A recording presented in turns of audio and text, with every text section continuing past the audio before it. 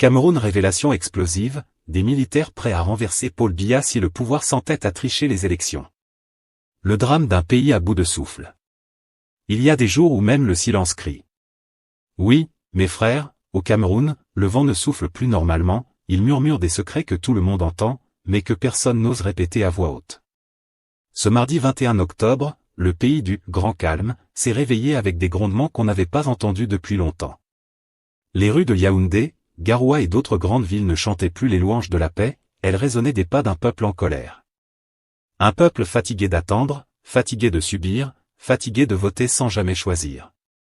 Parce que là, il faut dire la vérité nue, quand le peuple parlait que le pouvoir fait la sourde oreille, tôt ou tard, c'est le destin qui crie plus fort. Et cette fois, même l'armée, oui, l'armée, a commencé à tousser.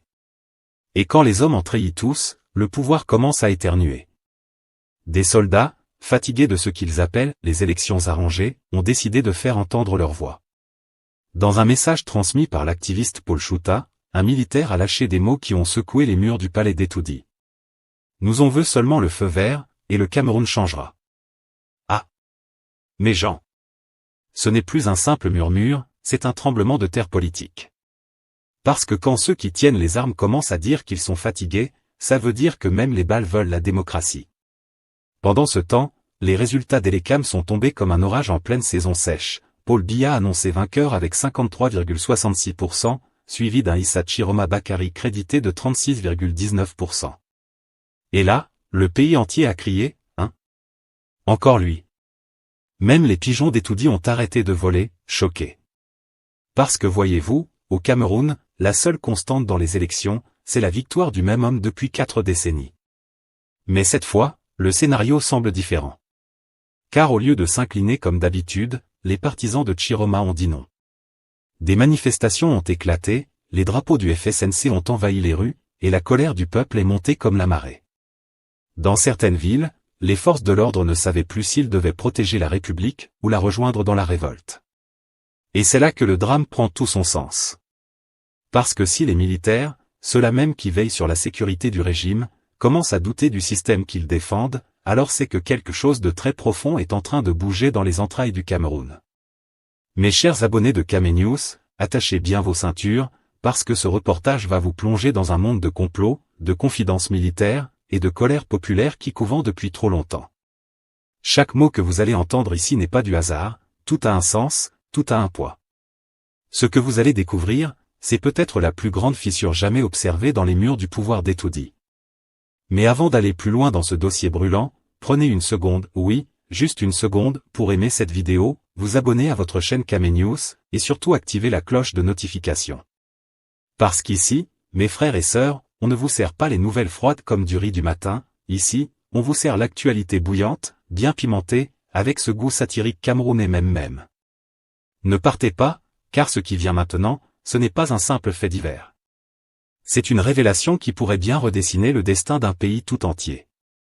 Restez branchés, car au Cameroun, quand la marmite du pouvoir bout trop fort, il suffit d'une seule étincelle pour que le couvercle saute. Partie 1, les flammes de la colère populaire, quand le peuple dit trop, c'est trop. À Cameroun, mon beau pays où même la patience a pris la retraite avant le peuple. Ce mardi 21 octobre restera gravé comme un jour de tonnerre dans l'histoire politique du pays.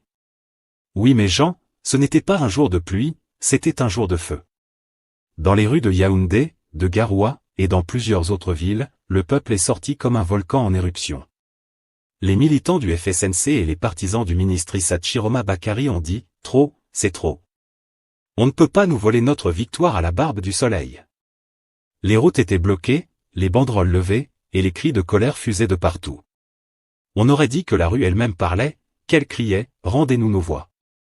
Les mamans vendaient le piment d'un côté, mais de l'autre, elles hurlaient contre Elecam. Les jeunes, eux, avaient sorti les casseroles, les sifflets et même les vuvuzelas de la CAN pour sonner la révolte. Et au milieu de cette agitation, un slogan revenait sans cesse, on ne veut plus du hold-up électoral. Mais attendez seulement on n'est pas encore arrivé. Car pendant que le peuple faisait trembler les pavés, Elecam, cette fameuse machine électorale qui compte plus vite que la calculatrice de Dieu, publiait ses chiffres magiques. Selon eux, Paul Biya aurait encore gagné avec 53,66% des voix. Oui, 53. Comme s'il y avait un chiffre fétiche au palais d'Etoudi. Et derrière lui, Issa Chiroma Bakary, ce tribun du Nord, sortait avec 36,19%. Ah. Mais quand même. 36%, c'est pas un petit résultat ça. C'est le genre de score qui te donne le droit de lever la main et dire « Dieu a fait ». Le problème, c'est que tout le monde sait comment les choses se passent ici. Et les CAM, c'est ce grand-parent qui compte les votes à la lampe tempête et qui change les chiffres selon l'humeur du moment. Si tu gagnes à midi, attends 18h, tu seras déjà deuxième. Si tu étais deuxième à 22h, minuit te met directement hors course. Bref, le pays du paradoxe où la démocratie marche avec les béquilles. Mais là où le drame devient comédie, c'est quand les forces de l'ordre sont sorties pour maintenir l'ordre. Mes frères, on a vu les policiers courir plus que les manifestants. Les gendarmes, eux, ne savaient plus s'ils devaient protéger ou participer. Certains ont même dit qu'ils comprenaient la colère du peuple. Oui. Imaginez un gendarme qui te dit, « Petit frère, j'étais aussi fâché, mais comme je porte la tenue, je fais semblant. » Et c'est là qu'entre en scène la révélation de la journée, le message d'un militaire anonyme, transmis par Paul Chouta, le célèbre activiste politique. Le gars a parlé avec un courage qu'on ne voit plus que dans les films de guerre. Il a dit clairement, « Nous sommes fatigués de ce système. » Le ton du soldat était grave, les élections, mais plein d'ironie, demande de faire donnez-nous seulement le feu vert, et après on nous dit le Cameroun changera. 90 000 francs. Ce sont des mots lourds, 90 000 qui font frémir tout un régime. Pour trafiquer la volonté du pays commence à parler ainsi, même un vendeur de moto à Marmite va refuser ça déjà depuis longtemps dans les casernes. Pendant ce temps, du côté des CAM, on faisait semblant que tout allait bien. Les visages étaient calmes, les chemises bien repassées, mais à l'intérieur, c'était la panique. Car comment expliquer au peuple que quelqu'un qui a rempli les stades, qui a conquis les marchés, et qui a fait vibrer le Grand Nord avec des discours de feu, se retrouve soudain deuxième derrière un homme invisible, qui n'a même pas fait campagne? Oui, le peuple a parlé ce jour-là, et il a parlé fort. Mais comme toujours, au Cameroun, quand le peuple parle, le pouvoir met le volume à zéro. Pourtant, cette fois-ci, ça ne ressemblait pas aux colères habituelles. Non. Cette fois-ci, le peuple avait ce regard qu'on appelle ici le regard de quelqu'un qui va faire quelque chose. Ce n'est plus la peur, ce n'est plus la résignation, c'est cette énergie qui précède les grands tournants de l'histoire. Alors mes chers abonnés de Camé News, je vous pose la question, est-ce que cette fois-ci, le Cameroun va enfin écouter la voix de la rue? Ou bien on va encore ranger la colère dans la poche, comme d'habitude, et reprendre la vie comme si de rien n'était? Dites-nous en commentaire ce que vous pensez de cette situation. Est-ce que vous croyez encore aux élections au Cameroun? Est-ce que cette fois-ci, la marmite ne va pas vraiment déborder? Restez connectés sur Camé News, la chaîne qui vous dit tout haut ce que les autres murmurent tout bas. Parce qu'ici, on ne fait pas semblant, on décortique, on déshabille et on dévoile la vérité à la camerounaise avec un peu de piment et beaucoup de courage. Partie 2, les chiffres officiels et le procès-verbal, quand les maths de la République défient la logique du peuple. À Cameroun. Le pays où même les chiffres font la politique. Là-bas, 1 + 1 ne donne pas toujours 2. Parfois ça donne majorité présidentielle confortable. Et cette fois encore, les mathématiques électorales des CAM ont frappé fort. Les chiffres sont tombés comme la pluie de saison, rapides, glissants, et qui mouillent tout le monde sans distinction. Selon les résultats transmis par la Commission nationale de recensement des votes présidée par le très discret Émile Essombe, un homme qu'on voit rarement, mais dont le stylo pèse plus lourd que la voix de tout un peuple, le président sortant, Paul Biya, arrive en tête avec 53,66% des voix. Suivi de très près par Issa Chiroma Bakary, le candidat du FSNC, avec 35,19%. Derrière, en mode spectateur, on retrouve Cabral Libye du PCRN avec 3,41%, Bello Bouba Maïgari à 2,45%, et Hermine Patricia Tomeno Ndamenjoya, la seule dame dans la course, qui ferme la marche avec 1,66%. Officiellement, donc, tout est clair, le président sortant a gagné. Le peuple, paraît-il, a choisi la continuité. Et le système, bien sûr, a triomphé de la désinformation. Mais sur le terrain, dans les quartiers, dans les marchés, dans les salons, dans les mototaxis, les gens disent autre chose. Parce qu'il faut le dire, ces résultats-là, mon frère, ont un goût d'arrangement bien huilé. On dirait un plat préparé d'avance, juste réchauffé pour servir au peuple fatigué. Et ce qui choque le plus, ce n'est pas seulement les chiffres, mais la précision chirurgicale avec laquelle il tombe à chaque élection. Toujours autour de 50%, toujours juste assez pour éviter le second tour, toujours juste ce qu'il faut pour dire « la majorité reste confiante ». Le Cameroun est devenu le seul pays où les statistiques obéissent à la stabilité politique, pas à la logique mathématique. Et quand on regarde de près, on comprend pourquoi le peuple gronde. Car dans plusieurs régions, les procès-verbaux officiels ne ressemblent pas du tout aux copies que les militants du FSNC affirment détenir. À Garoua, par exemple, des témoins disent avoir vu Tchiroma largement devant, parfois même à plus de 60%.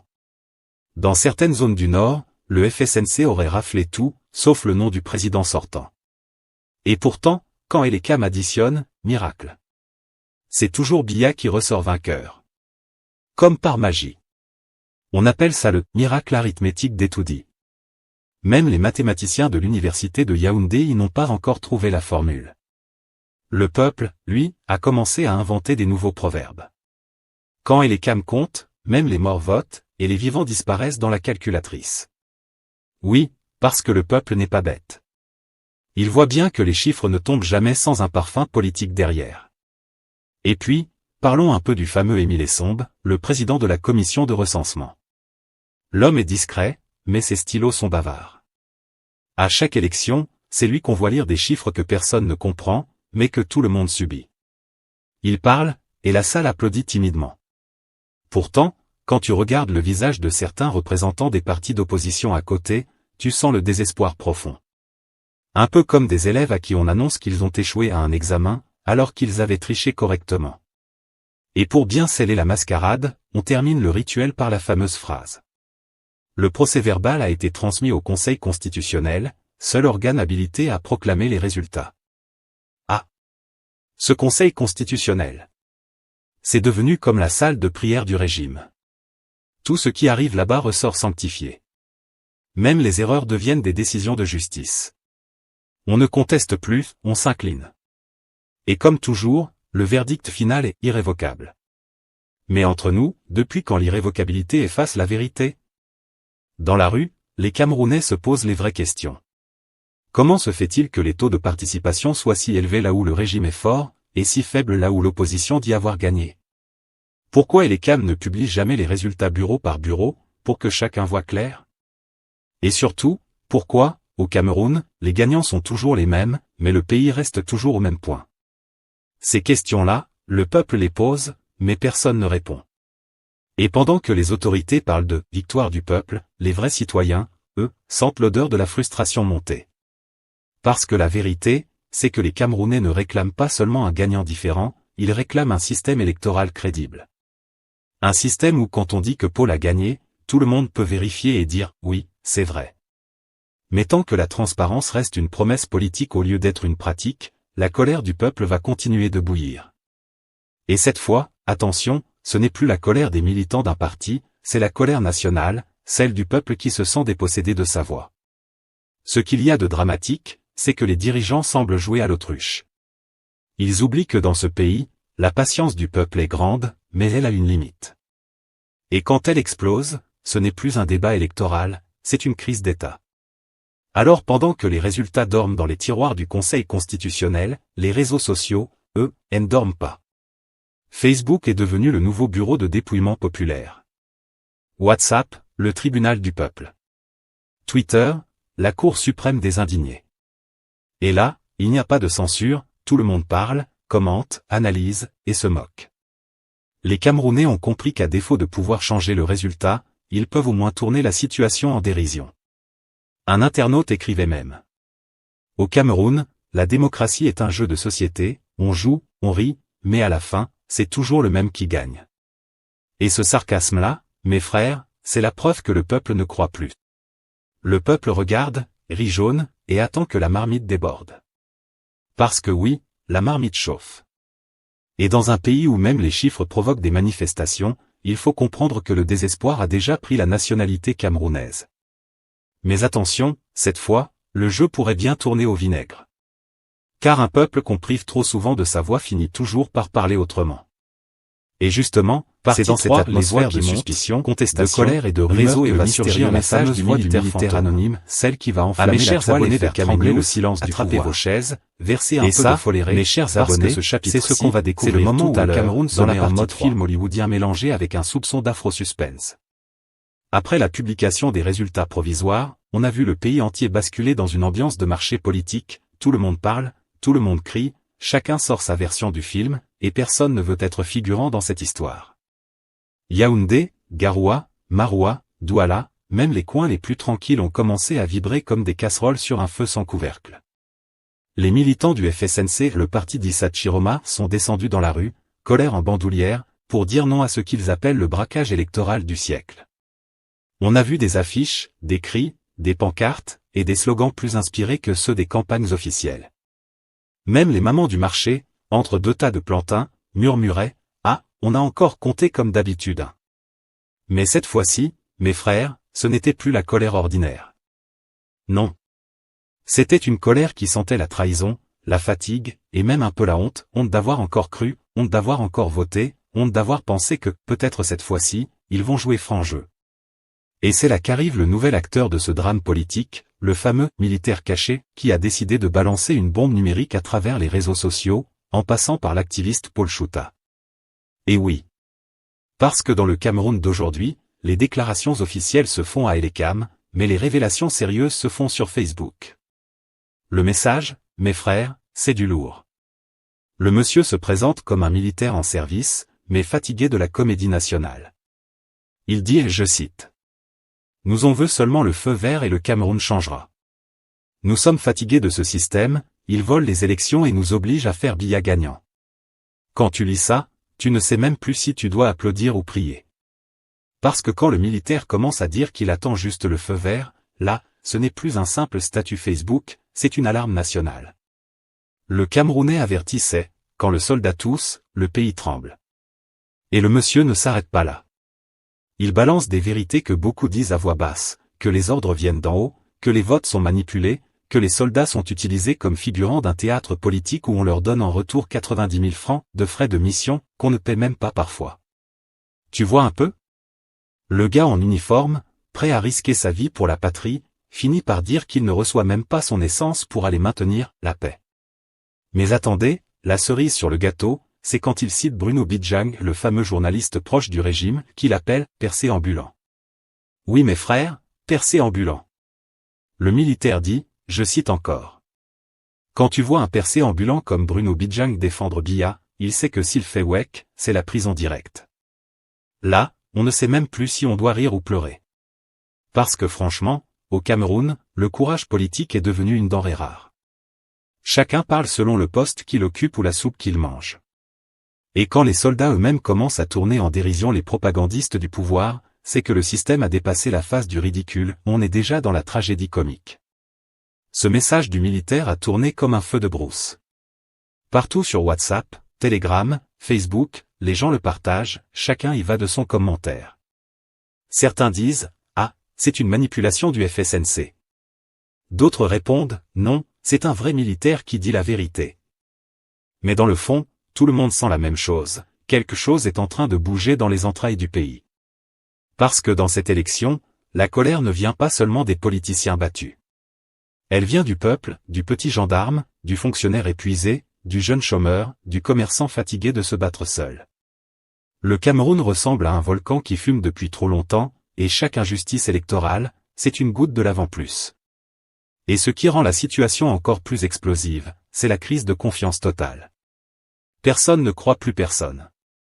Et les cams parlent, on dit « mensonge ». Le Conseil constitutionnel parle, on dit « arrangé ». Le gouvernement parle, on dit « mise en scène ». Même quand un journaliste dit la vérité, on demande « tu travailles pour qui ?» C'est ça le drame du Cameroun, un pays où la vérité elle-même a perdu sa carte d'identité. Mais au milieu de tout ce vacarme, un fait reste constant, Issa Chiroma est devenu le symbole d'une contestation nouvelle. Lui qu'on croyait docile, lui qu'on appelait hier le griot du régime, est aujourd'hui porté comme un porte-voix du peuple. Ironie du sort, n'est-ce pas? Le même homme qui défendait Biya autrefois se retrouve aujourd'hui victime du même système. C'est comme si la roue du destin camerounais avait décidé de tourner, juste un peu trop tard. Et pendant que les gens crient dans les rues, pendant que les militaires écrivent dans l'ombre, pendant que les réseaux flambent, a tout dit, c'est le grand silence. Un silence lourd, mystérieux, presque surnaturel. On dirait que même les oiseaux du palais ont arrêté de chanter, attendant de savoir si ce bruit de la rue, c'est juste un vent passager ou le début d'une tempête politique. Mais une chose est sûre, mes frères, quand le peuple et une partie de l'armée commencent à murmurer le même refrain, le pouvoir ferait mieux d'écouter. Parce qu'un pays, ça ne s'écroule pas toujours sous les bombes, parfois, il s'effrite dans le mépris, petit à petit, jusqu'au jour où plus rien ne tient debout. Alors, Camerounais et Camerounaises, la question se pose, jusqu'où cette contestation ira-t-elle? Est-ce un simple cri du cœur d'un peuple frustré ou le signe avant-coureur d'un véritable tournant historique? Et vous, derrière vos écrans, que pensez-vous de ce message du militaire? Vérité patriotique ou manipulation politique? Dites-le nous en commentaire, les scénarios possibles et les enjeux pour demain, il est vital pour quand le Cameroun danse sur le fil du rasoir pour les jours à venir. Mes chers téléspectateurs, asseyez-vous bien, serrez vos ceintures, parce que la partie qui arrive, c'est le moment où le film devient intéressant. Le Cameroun est en train de vivre une telenovela politique à ciel ouvert. On ne sait plus si c'est la démocratie ou un épisode de La Reine du marché de Mokolo. Parce que vraiment, le pays là est assis sur une marmite bouillante, et chacun attend juste le moment où quelqu'un va dire « feu vert » pour que tout saute. Commençons par le premier scénario, celui du « tout va bien, dormez tranquille, circulez, y a rien à voir ». Dans ce scénario-ci, le Conseil constitutionnel valide tranquillement les résultats venus d'Elekam, proclame Paul Biya gagnant, et tout le monde est censé applaudir comme dans un mariage d'État. Les médias publics feront les gros titres, le peuple a tranché, la démocratie a triomphé. Pendant ce temps-là, les partisans du FSNC et d'autres formations regarderont le tableau des résultats en se grattant la tête, mais on avait vu les PV avec nos propres yeux. Où sont passées nos voix? Et dans la rue, ce sera la fameuse chanson « On va faire comment ?» Parce qu'au Cameroun, quand le pouvoir dit « voici le résultat », même si la population crie au mensonge, on finit souvent par dire « bon, on va supporter jusqu'à la prochaine fois ». Mais attention. Cette fois-ci, le contexte est différent. Le peuple a goûté à la parole libre, les réseaux sociaux grondent, et même les bidasses, eux-mêmes, commencent à tousser en cachette. Alors, ce scénario du « tout va bien », il sent déjà le moisi. Deuxième scénario, plus dangereux encore, la colère de la rue. Là, c'est la rue qui prend le micro. Des villes en flammes, des pancartes levées, des slogans criés, des forces de l'ordre débordées. Yaoundé pourrait se réveiller dans une ambiance qu'on n'a pas vue depuis longtemps, les pneus qui fument, les jeunes qui courent, les commerçants qui ferment boutique, et les politiciens qui disparaissent mystérieusement de leur bureau, pour des raisons de sécurité. C'est le scénario du « on a trop supporté, maintenant ça suffit ». Et vous savez, dans ce pays, quand le peuple dit « ça suffit », ce n'est pas toujours avec des fleurs à la main. Le danger, c'est que le pouvoir pourrait réagir avec la vieille recette, gaz lacrymogène, matraque et silence administratif. Et ce jour-là, Cameroun deviendrait le théâtre d'une grande tragédie démocratique, un peuple qui crie, un régime qui ferme les oreilles, et un avenir qui se brouille comme un pare-brise sous la pluie. Troisième scénario maintenant, plus rusé, plus subtil, le scénario du « on va se concerter », la fameuse réunion de la dernière chance. C'est celui où les grands hommes du pays s'assoient, costumes bien repassés, air grave, et commencent les discours du genre « pour la paix sociale, nous devons dialoguer ». On appellera l'Église, les chefs traditionnels, peut-être même la communauté internationale, juste pour dire que le Cameroun reste un pays stable. Pendant ce temps-là, la population regarde et se dit, ils dialoguent sur quoi? Sur comment partager les postes ou comment rendre la vérité? Et oui. Parce qu'ici, quand on dit « dialogue », souvent c'est le mot poli pour dire « on va redistribuer les gâteaux ». Mais la vérité, c'est que ce scénario-là, c'est celui que tout le monde espère sans vraiment y croire. Car pour qu'un vrai dialogue ait lieu, il faut d'abord qu'il y ait confiance. Et la confiance, mes frères, ce n'est pas un crédit qu'on accorde facilement à un système qui a déjà 1000 casseroles derrière lui. Entre les résultats contestés, les militaires fatigués, les jeunes frustrés, les régions marginalisées, et la diaspora qui chauffe les réseaux depuis Montréal jusqu'à Paris, la confiance, là, c'est devenu comme la connexion Internet de Mappostel, toujours en panne. Enfin, il y a le quatrième scénario, celui que personne ne veut voir, mais que tout le monde craint, le scénario du chaos. Le jour où les institutions perdent leur autorité, où les forces de sécurité se divisent, où les leaders politiques s'enferment chacun dans son coin et où le peuple ne sait plus qui écouter. Ce scénario-là, c'est le véritable cauchemar national. Parce que quand le pays entre dans la confusion, les pilleurs sortent, les opportunistes montent, et les vrais patriotes pleurent. Le Cameroun a déjà trop souffert pour replonger dans une telle tempête. Et pourtant, chaque jour, les signes d'une tension latente s'accumulent, des voix militaires qui menacent d'intervenir, des manifestants qui promettent de ne pas reculer, et une élite politique qui joue la montre, comme si le temps pouvait effacer la colère. Non mes chers, le temps n'efface pas la colère, il la fait mûrir. Alors oui, Cameroun est à la croisée des chemins. On a d'un côté le vieux système, fatigué mais encore debout, et de l'autre une génération qui veut tourner la page et écrire sa propre histoire. La question, c'est, qui va céder le premier? Le peuple ou le pouvoir? Et là, chers abonnés, je vous pose la question, si c'était vous, vous feriez quoi? Vous accepteriez encore qu'on vous chante la même chanson ou vous diriez « Stop, on veut la vérité des urnes » ? Parce qu'au fond, cette élection n'est pas qu'une histoire de chiffres, c'est une bataille de symboles, celle du Cameroun qui veut respirer. Et si le système ne comprend pas ce message, le peuple trouvera toujours une manière de se faire entendre, même dans le silence. Conclusion, appel à la vigilance et à l'engagement. Le Cameroun traverse un moment critique, la démocratie se joue autant dans les urnes que dans la manière dont les résultats sont acceptés ou contestés. À vous qui nous regardez, que pensez-vous de ces chiffres? Croyez-vous à la transparence du recensement, ou pensez-vous qu'il y a anguille sous roche?